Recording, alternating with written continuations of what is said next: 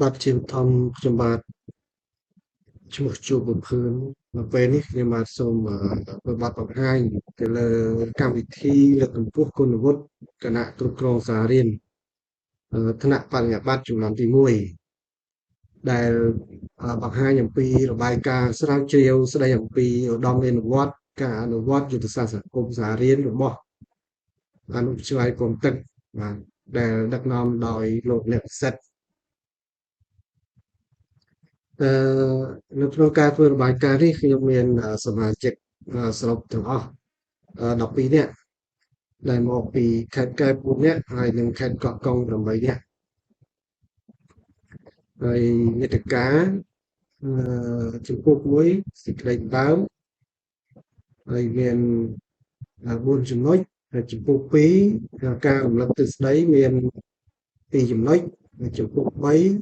វិធីសាស្ត្រស្រាវជ្រាវមាន5ចំណុចចំពោះ4លទ្ធផលសិក្សាស្រាវជ្រាវមាន2ចំណុចអឺចំពោះទី5សេចក្តីសន្និដ្ឋាននិងអនុសាសន៍មាន2ចំណុចចំពោះទី6ឯកសារយោងនិងចំពោះទី7ឧបសម្ព័ន្ធចំពោះទី1សេចក្តីផ្ដើមនិយាយអំពីសាវតានិងទីតាំងភូមិសាស្ត្រអនុវិទ្យាល័យពងទឹកត្រូវបានបង្កើតឡើងនៅឆ្នាំ2003តាមការស្នើសុំរបស់ប្រជាពលរដ្ឋក្នុងសហគមន៍ព្រះសង្ឃអាជ្ញាធរដែនដីតាមរយៈការប្រកាសរបស់ក្រសួងអប់រំយុវជននិងកីឡាលេខ132ឲ្យយកប្រកចុះថ្ងៃទី4ខែកុម្ភៈឆ្នាំ2004អនុពលពងទឹកមានទីតាំងរួមគ្នាជាមួយនឹងបឋមសិក្សាពងទឹកដែលស្ថិតនៅក្នុងភូមិរនេះឃុំពងទឹកស្រុកដំណាក់ឆ្អើរខេត្តកែបហើយមានភូមិទាំងអស់7គឺភូមិរំលាវភូមិរនេះភូមិអដូងភូមិព្រៃតកុយភូមិទុនសភូមិកា3និងភូមិចំការជែកហើយមានសាលារៀនចំណុះចំនួន6គឺបឋមសិក្សាភ្នំលាវពងទឹកព្រៃតកុយចំការ3ចំការស្វាយនិងបឋមសិក្សាធម្មគិរីហើយនេះគឺបង្ហាញអំពីផែនទីដែលធ្វើដំណើរពីសាលាពងទឹកទៅរាជធានីភ្នំពេញចម្ងាយអ146គីឡូម៉ែត្រហើយការធ្វើដំណើរនោះគឺក្នុងរយៈពេល2ម៉ោង50នាទីហើយនេះគឺជាបរិស្ថានសាលារៀនរបស់យើងខ្ញុំសាលាវិទ្យាល័យពងទឹកបាទហើយសាលារៀនពងអនុវិទ្យាល័យពងទឹកគឺមានចក្ខុវិស័យសាលារៀនយើងជាថ្នាលបណ្ដុះនូវធនធានមនុស្សប្រកបដោយគុណភាពប្រសិទ្ធភាពនិងជាទីមេត្រីគ្រប់អ្នកសិក្សាហើយបេសកកម្មខិតខំកែលម្អបរិស្ថានក្នុងថ្នាក់ក្រៅថ្នាក់និងអភិវឌ្ឍការបង្រៀននិងរៀនឲ្យកាន់តែល្អប្រសើរតកតងនឹងហេដ្ឋារចនាសម្ព័ន្ធគ្រប់គ្រងគឺមានបុគ្គលិកនៅសាលារៀនរបស់យើងខ្ញុំមានទាំងអស់31នាក់លំនាំបញ្ហាមូលហេតុដែលធ្វើឲ្យខ្ញុំសម្រេចចិត្តបានដាក់ពាក្យមករៀនគុណវុឌ្ឍិនៅសាកលវិទ្យាល័យភូមិន្ទភ្នំពេញអឺមានដូចតទៅទី1គឺដើម្បីបង្កើនគុណវុឌ្ឍិផ្ទាល់ខ្លួនបាទដើម្បីរួមចំណែកសម្រាប់ចក្ខុវិស័យរបស់រាជរដ្ឋាភិបាលឆ្នាំ2030ហើយដែលជាប្រទេសមានចំណូលកម្រិតខ្ជុំហើយនឹងឆ្នាំ2050ជាប្រទេសមានចំណូលកម្រិតខ្ពស់មួយទៀតគឺរួមចំណែកក្នុងការធ្វើកំណែទម្រង់សាលារៀនឲ្យមានការផ្លាស់ប្ដូរជាវិជ្ជមានតាមរយៈការអនុវត្តកិច្ចការងារស្នូលក្នុងក្របខ័ណ្ឌយុទ្ធសាស្ត្រគុំសាលារៀនគោលបំណងការស្រាវជ្រាវនេះមានគោលបំណងដើម្បីចងក្រងករណីសិក្សាការអនុវត្តយុទ្ធសាស្ត្រសង្គមសាលារៀនជាបុគ្គលនិងចងក្រងករណីសិក្សាការអនុវត្តយុទ្ធសាស្ត្រសង្គមសាលារៀនជាបណ្ដាញហើយវត្ថុបំណងស្រាវជ្រាវគឺដើម្បីចងក្រងបទពិសោធន៍នៃការអនុវត្តកិច្ចការងារយុទ្ធសាស្ត្រសង្គមសាលារៀនរបស់សិក្សាមួយសិក្សាពីមេរៀនបទពិសោធន៍ការអនុវត្តកិច្ចការងារជាយុទ្ធសាស្ត្រសង្គមសាលារៀនដោយផ្ដោតលើភាពជោគជ័យបរាជ័យហើយចែករំលែកដល់មានអនុវត្តតូចៗដែលអ្នកសិក្សាមានមោទកភាពក្នុងការអនុវត្តកិច្ចការងារយុទ្ធសាស្ត្រសង្គមហើយចងក្រងករណីសិក្សាស្ដីពីការអនុវត្តកិច្ចការងារយុទ្ធសាស្ត្រសង្គមសាលារៀនជាបណ្ដាញសំណួរស្រាវជ្រាវទី1តើការបទពិសោធន៍តើបទពិសោធន៍នៃការអនុវត្តកិច្ចការងារយុទ្ធសាស្ត្រសាលារៀនរបស់អ្នកសិក្សានីមួយៗមានលក្ខណៈយ៉ាងដូចម្ដេច ហើយទី2តើមេរៀនបទពិសោធន៍ក្នុងការអនុវត្តកិច្ចការងារយុទ្ធសាស្ត្រសង្គមនេះផ្ដោតលើភាពបរាជ័យនិងមេរៀនបទពិសោធន៍ដែលអ្នកសិក្សាបានអនុវត្តកន្លងមកនោះមានអីខ្លះហើយតើដល់មានអនុវត្តតូចៗដែលអ្នកសិក្សាមានមោទកភាពក្នុងការអនុវត្តកិច្ចការងារយុទ្ធសាស្ត្រសង្គមមានអ្វីខ្លះហើយតើការអនុវត្តកិច្ចការងារយុទ្ធសាស្ត្រសង្គមសាលារៀននេះជាបណ្ដាញរបស់អ្នកសិក្សាមានលក្ខណៈដូចនេះបាទជំពូកទី2អំពីការរំលឹកទិសដៅហើយការបញ្យល់ពាក្យគន្លឹះទី1ពាក្យគន្លឹះការគ្រប់គ្រងតាមសាលារៀនការគ្រប់គ្រងតាមសាលារៀនគឺសំដៅលើការដំណើរការវិមជ្ឈការដោយមានការផ្ទេរអំណាចពីថ្នាក់ជាតិមកថ្នាក់ក្រោមជាតិអឺមួយទៀតគឺពាក្យយុទ្ធសាស្ត្រសហគមន៍សាលារៀនបាទពាក្យនេះគឺសំដៅលើដំណើរការនៃការអនុវត្តនិងការអភិវឌ្ឍសាលារៀនរបស់ខ្លួននិងសាលារៀនដទៃនៅក្នុងសហគមន៍ឲ្យស្របទៅតាមនឹងប្រព័ន្ធវិទ្យា 6A តកតួនឹងទ្រឹស្ដីតកតួនឹងការគ្រប់គ្រងអប់រំទ្រឹស្ដីការគ្រប់គ្រងសាលារៀន SBM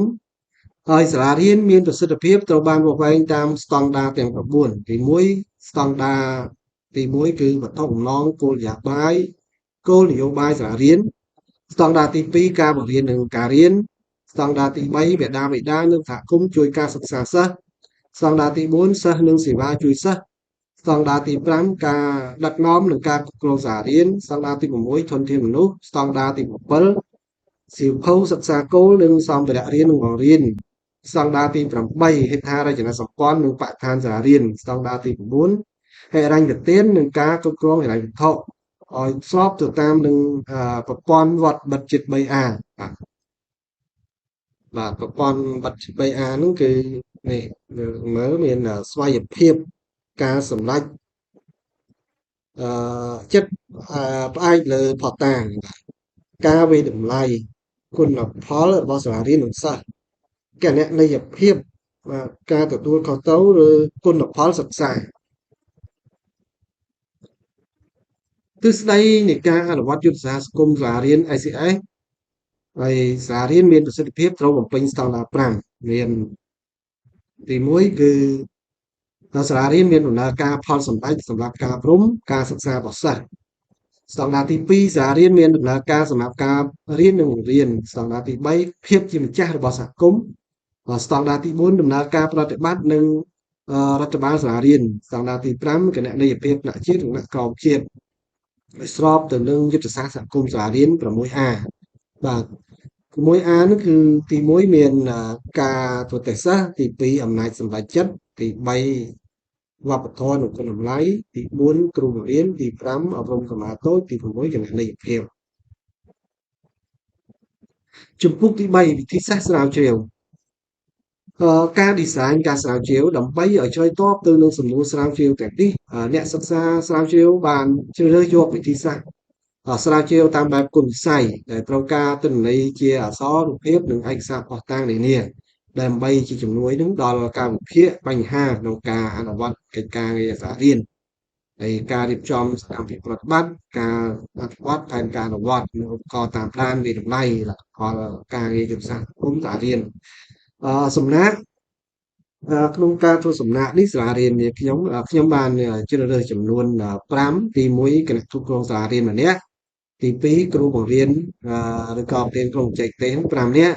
ទី3គឺសិស្ស5នាក់ទី4អាណាព្យាបាល3នាក់ទី5គណៈកម្មការគ្រប់គ្រងសាលារៀន3នាក់សរុបអស់គឺ17នាក់វិធីសាស្ត្រជ្រើសរើសសំណាក់នោះគឺការសិក្សាស្រាវជ្រាវបានប្រើប្រាស់វិធីជ្រើសរើសសំណាក់បែបគោលដៅបាទ persuasive sampling method សម្រាប់ធ្វើការជ្រើសរើសសំណាក់ដើម្បីចូលរួមក្នុងការសិក្សាស្រាវជ្រាវនេះហើយសំណាក់ទាំងនេះនឹងជួយផ្ដល់នូវទិន្នន័យសំខាន់ទាក់ទងនឹងបញ្ហាគោលដៅនៃការសិក្សាស្រាវជ្រាវដោយផ្ដោតលើបទពិសោធន៍នៃការអនុវត្តយុទ្ធសាស្ត្រសង្គមសាលារៀនវិធីសាស្ត្រប្រមូលទិន្នន័យជាក់ស្ដែងប្រមូលទិន្នន័យដោយលើចំណុចសំខាន់ចំនួន2មានទី1ករណីអនុវត្តយុទ្ធសាស្ត្រសង្គមសាលារៀនជាបុគ្គលនិងទី2អនុវត្តជាបណ្ដាញហើយអ្នកសិក្សាស្រាវជ្រាវមានទិន្នន័យទាំងពីរប្រភេទនេះគឺទិន្នន័យបឋម primary data និងទី2ទិន្នន័យដែលមានស្រាប់ secondary data ហើយការវិភាគទិន្នន័យនៃការសិក្សាស្រាវជ្រាវត្រូវបានមកសិក្សាវិភាគយ៉ាងលម្អិត ហើយដើម្បីជាទុនក្នុងការឆ្លើយតបទៅនឹងសំណួរស្រាវជ្រាវចំពោះទី4លទ្ធផលសិក្សាស្រាវជ្រាវតើបទពិសោធន៍នៃការអនុវត្តកិច្ចការងារយុទ្ធសាស្ត្រសហគមន៍សាររៀនរបស់អ្នកសិក្សាមួយៗមានលក្ខណៈដូចដេចហើយការ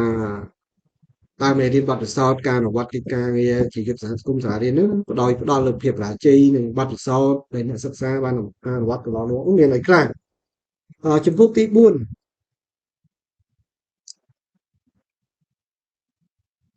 អឺ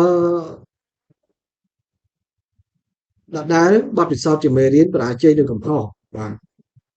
បទពិសោធន៍ដែលភាពបរាជ័យនោះមានន័យគេមិនបានប្រជុំសបផ្សាយដល់បានប្រជុំតែចាប់ផ្ដើមប្រមូលលុយពិសេសតែម្ដងបាទប្រមូលលុយដូចជាធ្វើតេស្តឬក៏ទិញក្តាស់ទិញអីហ្នឹងហើយមេដាមួយចំនួននោះបានប្តឹងដល់មន្ទីរអប់រំកាយវិការអប់រំហើយអនុសាសន៍ហ្នឹងគឺការប្រមូលតាមពិតយើងត្រូវមានកុសលដឹងឮតាមរយៈកិច្ចសម្ភាសជាមួយសហគមន៍ជាដើមណា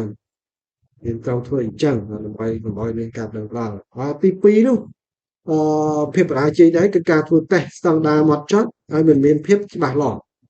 ធ្វើតាមទម្លាប់គ្រូបង្រៀនបាទវិញ្ញាសាបង្កើតឡើងដោយគ្រូប្រចាំថ្នាក់តែម្ដងហើយដូច្នេះมันត្រូវធ្វើចឹងទេហើយអនុសង្ឃគេឲ្យគឺយើងធ្វើការរៀបចំទៅតេស្តស្តង់ដារតាមលំនាំដូចប្រឡងសញ្ញាបត្រទុតិយភូមិចឹងដោយមានអាណាព្យាបាលភូមិនោះដឹងឮអាញាធួនឹងចុះសង្កេតចូលរួមវាតម្លៃក្នុងការធ្វើតេស្តហ្នឹងទី3បទពិសោធន៍ឯទៀតការបង្កើតដំណើរការគណៈកម្មការគ្រប់គ្រងសាលារៀនធ្វើការកំណត់ចាត់តាំងដោយសារជាអ្នកស្គាល់គ្នាចុះលេខារចនាសម្ព័ន្ធបាត់ទៅលើជាងប្រកកិច្ចចឹងមិនត្រូវធ្វើចឹងទេយើងត្រូវអនុសាសន៍ត្រូវធ្វើការបោះឆ្នោតជ្រើសវិធានលោកធានសមាជិកមានការទូស្គាល់ពីគណៈបាលស្រុកបាទចេញសេចក្តីសម្រេចមួយទៀតបារាដែលរៀនជាបទពិសោធន៍ទៀតគឺតាមថ្នាក់រៀនមិនធ្លាប់មានបង្កើតគណៈកម្មការគ្រប់គ្រងថ្នាក់រៀនសាលារៀនទេអញ្ចឹងជាអនុសាសន៍ត្រូវរៀបចំបោះឆ្នោតជ្រើសគណៈកម្មការគ្រប់គ្រងថ្នាក់រៀនសាលារៀនដើម្បីអភិវឌ្ឍសាលារៀនថ្នាក់រៀនរបស់យើងចំណុចមួយទៀតគឺទី5គឺបទពិសោធន៍មិនដែលបានធ្វើផែនការសិក្សាសោះទេអញ្ចឹងអនុសាសន៍គឺមានការចូលរួមពីអាណាព្យាបាលសិស្សមកចូលរួមធ្វើផែនការសិក្សាជាគោលប្រចាំឆ្នាំដោយមានការចរលេខានឹងលឺបាទតាក់ទងនឹងស្ថានភាពសាលារៀនមុនមកពេលមករៀនកម្មវិធីលើកកម្ពស់គុណវុឌ្ឍិគណៈគ្រប់គ្រង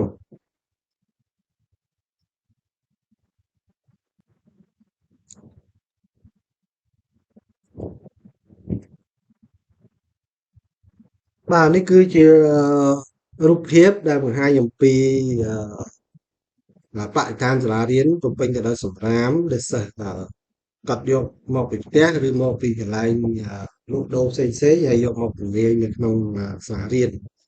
បាទហើយនេះគឺជាពេលដែលគាត់សម្ប្រមូលហើយគាត់យកទៅដុតចោលនៅក្នុងសាលារៀនតែម្ដងហើយអត់មានឡទេ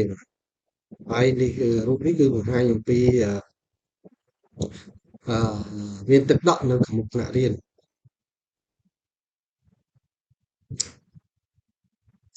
នេះបាទនេះគឺជារូបភាពសម្រាមដដែលណា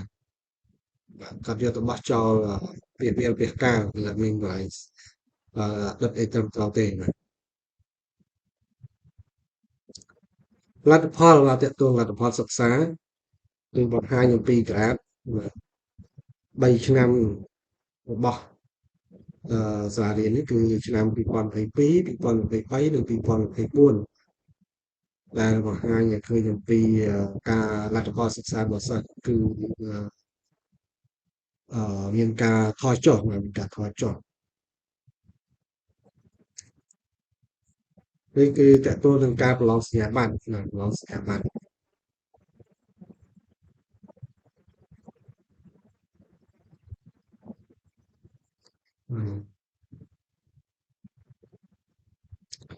តើតួនឹងថវិកាចូលរួមរបស់សហគមន៍បាទយើងសង្កេតឃើញថា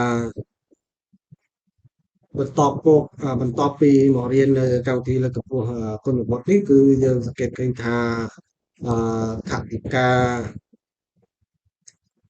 សហគមន៍ដែលបានពីសហគមន៍គឺមានការកើនឡើងគឺឆ្នាំ2022នេះគឺបាន3លាន396,000រៀលបាទហើយឆ្នាំ2023គឺបាន3លាន986,000រៀលហើយឆ្នាំ2024គឺបាន4លាន260,000រៀលបាទមានការកើនឡើងឧត្តមមេរវត្តតូចៗបាទក្នុងការអនុវត្តយុទ្ធសាស្ត្រសង្គមសាលារៀនបាទមានដូចជាការធ្វើតេស្តស្តង់ដារផែនការសិស្សផែនការគ្រូ3ឆ្នាំ1ឆ្នាំ3ខែគណៈកម្មការគ្រប់គ្រងថ្នាក់រៀនលទ្ធផលសិក្សា ABC កើនឡើងការគ្រប់គ្រងរបស់សហគមន៍កើនឡើងសាលារៀនគ្រប់គ្រងទិន្នន័យសាលារៀនតាមប្រព័ន្ធទទួលបានទទួលបានសាលាទទួលទទួលសាលារៀនទទួលបានមូលនិធិវឹកនិងយុវនីយការនឹងចូលរៀនក្នុងកម្មវិធីលើកកម្ពស់គុណវុឌ្ឍិសាលារៀន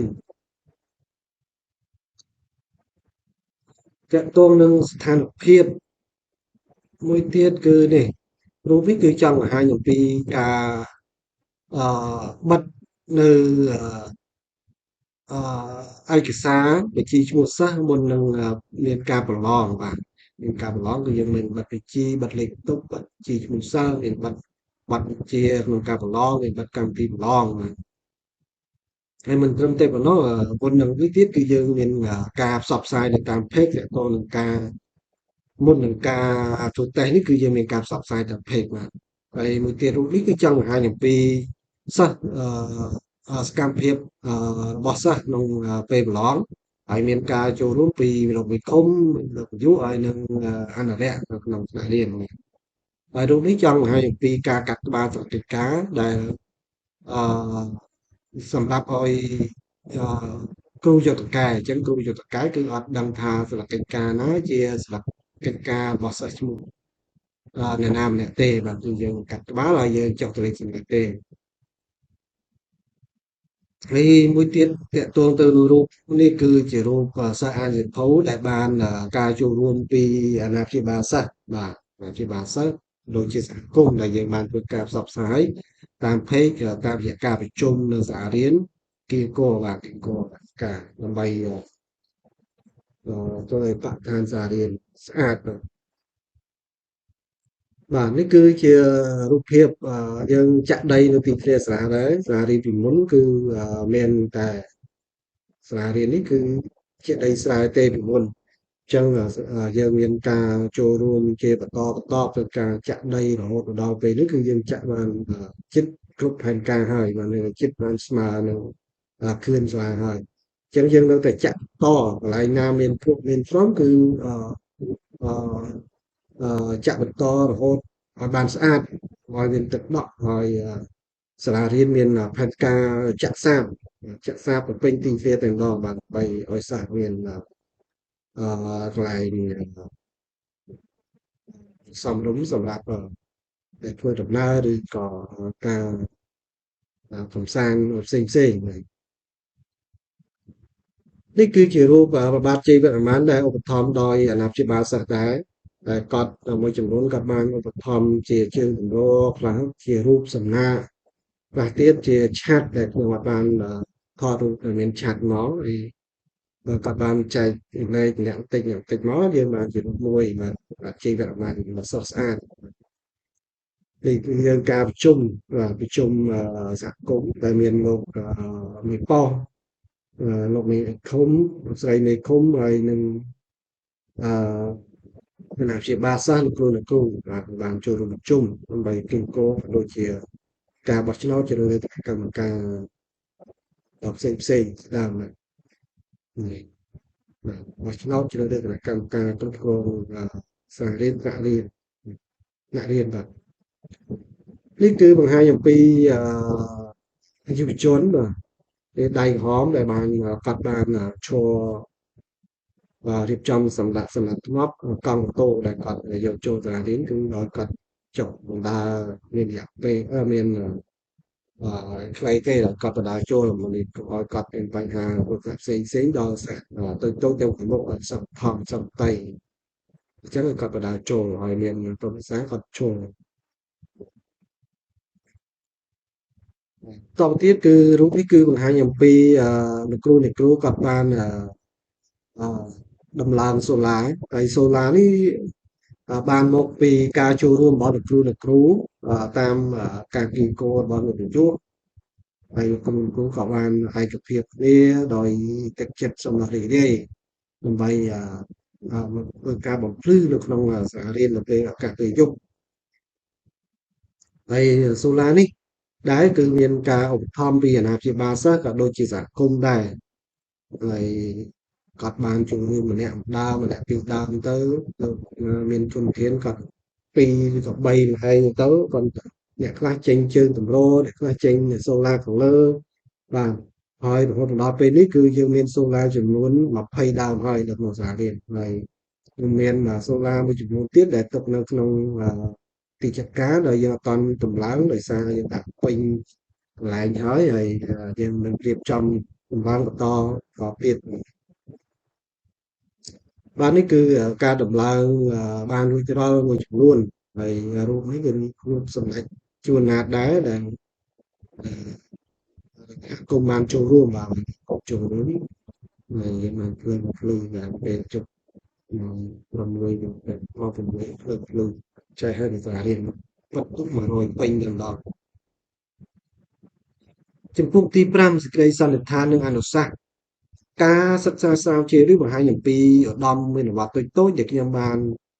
មានមោទនភាពក្នុងការអនុវត្តកិច្ចការងារយុទ្ធសាស្ត្រពុកសាលារៀនហើយកិច្ចការទាំងនោះមានការអនុវត្តតេស្តស្តង់ដារ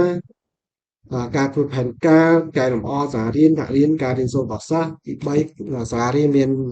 បានអនុវត្តផែនការគ្រូបង្រៀន3ឆ្នាំ1ឆ្នាំ8ខែ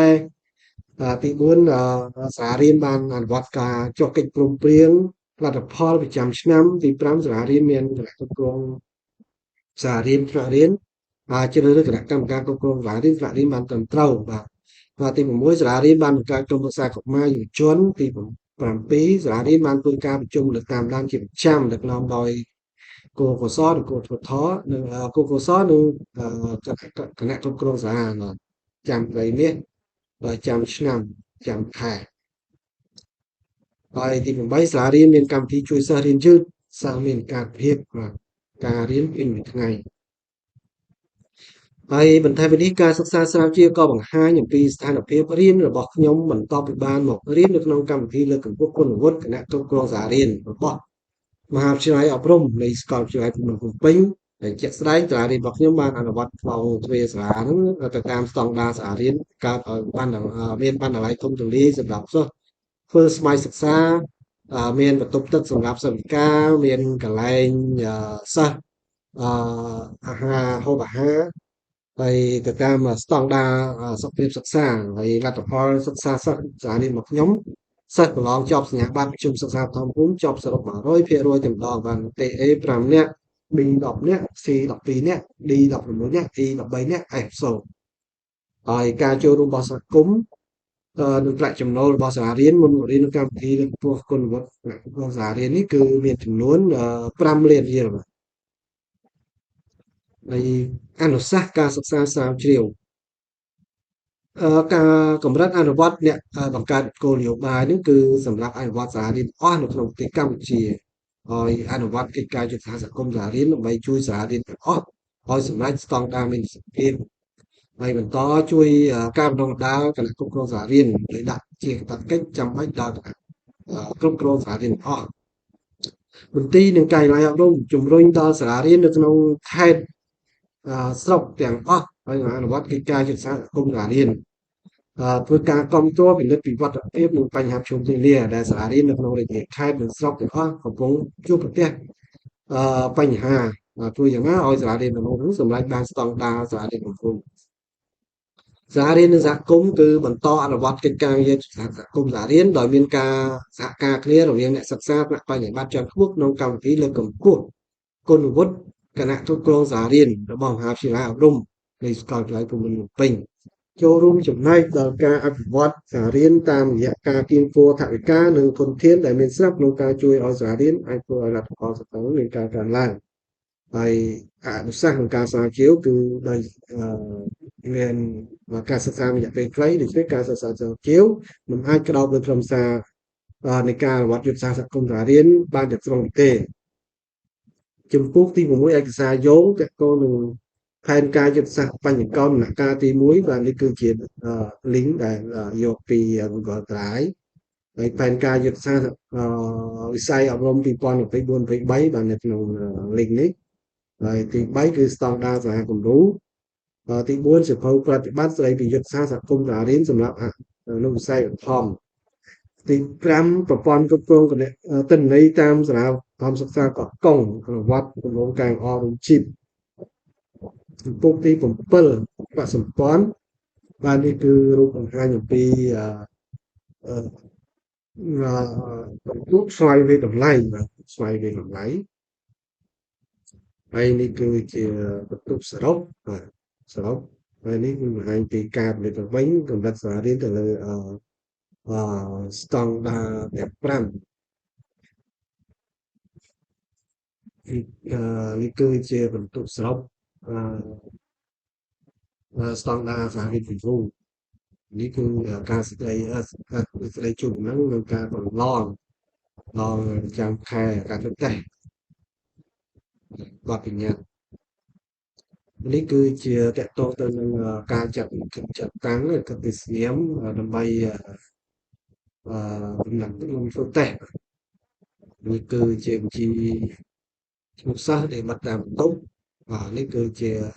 ជីវត្តមាន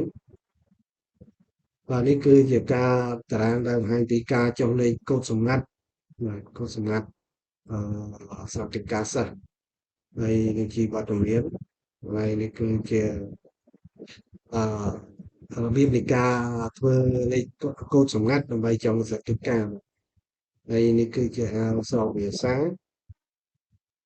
ហើយនេះគឺជាតារាងបន្ទុក 3.1 បាទប្រព័ន្ធបញ្ចូលបន្ទុកសាស្ត្របាទនេះគឺតារាងផែនការកែលម្អសាលារៀនគឺការរូបភាពដែលបង្ហាញអំពីការប្រជុំទៅការងារផ្សេងៗនៅក្នុងសាលប្រជុំនេះគឺយើងសាលារៀនទើបតែធ្វើឲ្យតែដែលអត់ថាការចំនួន$1,500ដែលបានការចូលរួមឧបត្ថម្ភពីសហគមន៍ខ្លះហើយពីសាលារៀនខ្លះដែលលោកគ្រូគាត់ជួយជាថវិកាខ្លះហើយនេះគឺបង្ហាញពីការប្រជុំចាំខែឬក៏ប្រជុំងារផ្សេងបាទនេះគឺជារូបភាពដែលបង្ហាញពីការធ្វើផែនការ3ឆ្នាំ1ឆ្នាំ3ខែនេះគឺជារូបភាពបង្ហាញពីការធ្វើផែនការសិស្សហើយនេះគឺរូបភាពនេះគឺបង្ហាញអំពីការបោះឆ្នោតជ្រើសរើសគណៈកម្មការគ្រប់គ្រងថ្នាក់រៀនការថ្នាក់មួយ